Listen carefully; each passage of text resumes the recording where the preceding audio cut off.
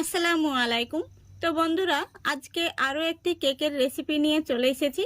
তো আজকে আমি ডিম ছাড়া গরম দুধে ময়দা দিয়ে প্রেসার কুকারে নরম তুলতুলে স্পঞ্জি কেক তৈরি করে দেখাবো। আশা করছি আপনারা যে কেউ বানিয়ে নিতে পারবেন। তো চলুন শেষ পর্যন্ত রেসিপিটা দেখতে থাকুন। দেখুন বন্ধুরা, এখানে আমি একটি মিক্সিং বোল নিয়েছি। তারপরে দিয়ে দিচ্ছি চায়ের কাপে মেপে 1 কাপ গরম দুধ। তো আজকে আমি একই কাপে মেপে কিন্তু সবগুলো উপকরণ দেব। তারপরে দিয়ে দিচ্ছি হাফ কাপ চিনি। এবার দিয়ে দিচ্ছি এই কাপের 4 ভাগের 1 ভাগ সাদা তেল, স্বাদ মতো লবণ। এবার একটি হ্যান্ড উইস্ক দিয়ে এই তেল, চিনি আর দুধটাকে খুব ভালো করে আমি মিক্স করে নেব।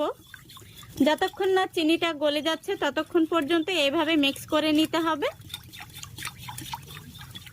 দেখুন আমি খুব সুন্দরভাবে মিক্স করে নিয়েছি, চিনিটাও গলে গেছে।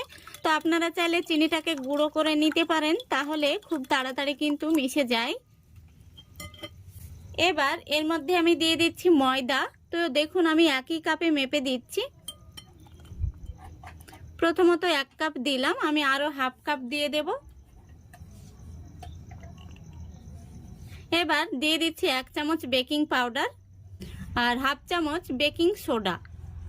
এবার দিয়ে দিচ্ছি 2 থেকে 3 ফোঁটা মতো ভিনিগার। যেহেতু এটা ডিম ছাড়া কেক তৈরি হচ্ছে, তাই ভিনিগার অথবা লেবুর রস অবশ্যই দিতে হবে।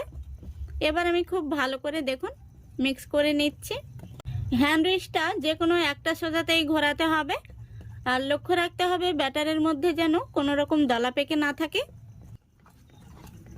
দেখুন আমি খুব সুন্দর করে ফেটে নিয়েছি। এই দেখুন কেকের ব্যাটারটি কিন্তু এরকমই হবে, একদম ক্রিমের মতো তৈরি হয়েছে। দেখুন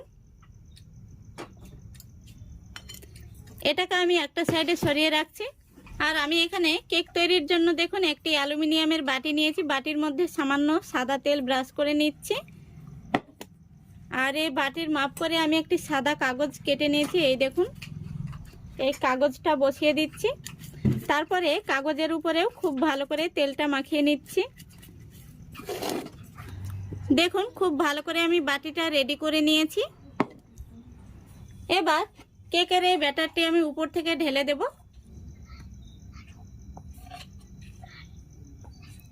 দেখুন সম্পূর্ণ ব্যাটারটি আমি ঢেলে নিয়েছি।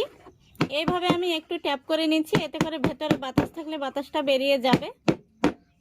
এবার কয়েকটা টুটি ফ্রুটি আমি উপর থেকে দিয়ে দিচ্ছি। দেখুন সবগুলো দিয়ে নিয়েছি। এবার দেখুন আমি একটি প্রেসার কুকার বসিয়ে দিয়েছি, আর প্রেসার কুকারের ভেতরে আমি একটি বাটি বসিয়ে দিচ্ছি। আপনারা যে কোনো রকম স্ট্যান্ড ব্যবহার করতে পারেন। এবার এই বাটির উপরে আমি কেকের বাটিটা বসিয়ে দিচ্ছি। দেখুন খুব সুন্দর করে বসিয়ে দিয়েছি। এবার প্রেসার কুকারের ঢাকনাটা লাগিয়ে দিচ্ছি। দেখুন ঢাকনাটা আমি লাগিয়ে দিয়েছি। আর প্রেসার কুকারের এই সিটিটা কিন্তু অবশ্যই খুলে নিতে হবে। এবার গ্যাসটা আমি অন করে দিচ্ছি। গ্যাসটা আমি অন করে দিয়েছি। এবার প্রথমে আমি 5 মিনিট হাই ফ্লেমে জাল করে নেব, যাতে প্রেসার কুকারটা খুব ভালোভাবে গরম হয়ে যায়। 5 মিনিট হয়ে গেলে আমি আরও 20 মিনিট লো ফ্লেমে জাল করে নেব। পুরো 25 মিনিট লাগবে এই কেকটা হতে। তো ফিরে আসছি 25 মিনিট পর। দেখুন বন্ধুরা পুরো 25 মিনিট হয়ে গেছে। এবার আমি প্রেসার কুকারের ঢাকনাটা খুলে দেখে নেব কেকটা কেমন হয়েছে। ঢাকনাটা খোলার সময় লক্ষ্য রাখতে হবে কেকটা যেন ভেঙে না যায়, খুবই সাবধানে ঢাকনাটা খুলতে হবে। দেখুন কেকটা কত সুন্দর কালার এসছে। এবার আমি একটি কাঠি দিয়ে দেখে নেব ভেতর থেকে কেকটা হয়েছে কি না। দেখুন কাঠিটা একদম পরিষ্কার বেরিয়েছে, তার মানে কেকটা পারফেক্ট হয়েছে। এবার গ্যাসটা আমি অফ করে দিচ্ছি। এবার কেকের বাটিটা আমি বের করে ঠান্ডা করে নেব, তারপরে আমি আপনাদের দেখাচ্ছি। দেখুন বন্ধুরা কেকটা আমি ঠান্ডা করে নিয়েছি। এই দেখুন, আর কেকটা দেখুন এইভাবে আমি হাত দিয়ে একটু টান দিলে কিন্তু সাইড থেকে ছেড়ে যাচ্ছে। এই দেখুন কেকটা আমি একটি থালার মধ্যে বের করে নিচ্ছি। দেখুন কত সহজেই কেকটা বের হয়ে চলে এলো। আমি যে কাগজটা দিয়েছিলাম সেটা তুলে নিচ্ছি। দেখুন কেকের কালারটা কত সুন্দর হয়েছে। আমি আপনাদের কাছে থেকে দেখিয়ে দিচ্ছি। দেখুন কেকটা কতটা জালিদার হয়েছে আর একদম স্পঞ্জি হয়েছে। এই দেখুন।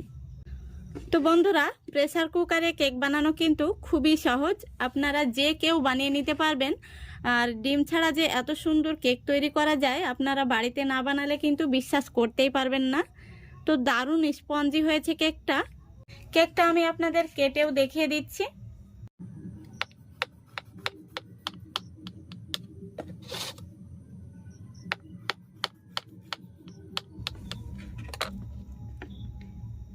দেখুন কেকটা কত সুন্দর হয়েছে, কতটা জালিদার হয়েছে দেখুন, আর দেখুন কতটা স্পঞ্জি হয়েছে।